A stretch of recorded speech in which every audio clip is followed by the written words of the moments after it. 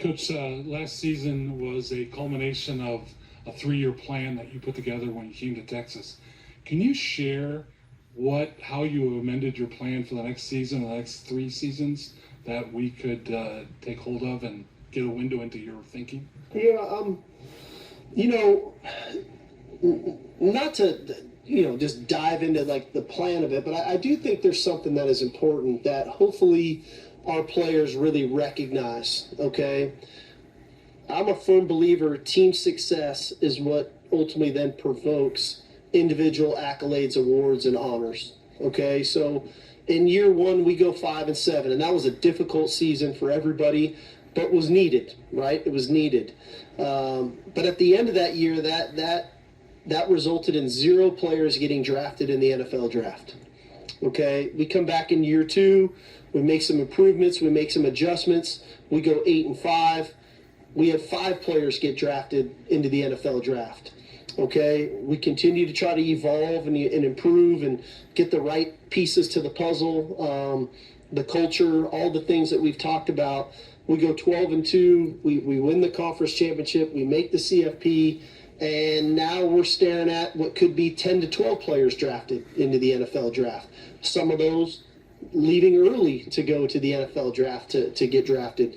And so I think that just speaks to our players like, man, if I can really commit to this team and commit to the developmental process, whether it's in the weight room, whether it's in the classroom, whether it's in the community, whether it's with my position coach, and the more that the team has success, the better opportunity I might have, A, to win a championship, B, fulfill my dreams of playing in the NFL, and C, having a life after football with some of the resources and things that we have here at Texas.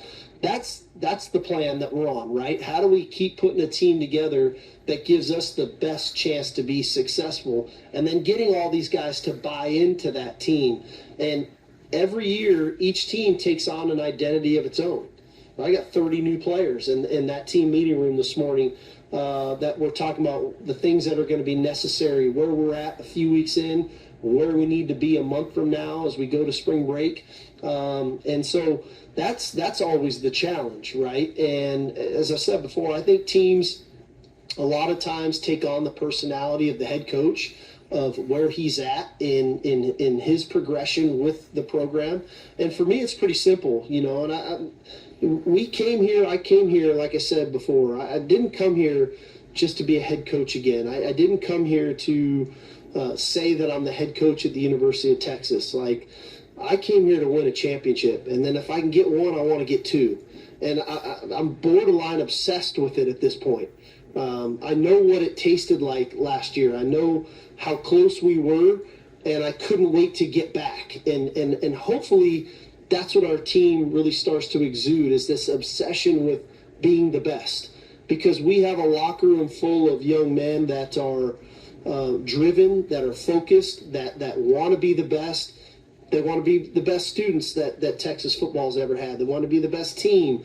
They're totally going for it. But that's the challenge day in and day out. And so, September is going to come quick enough. We've got a lot of work to do between now and then to get ourselves in position to start that journey.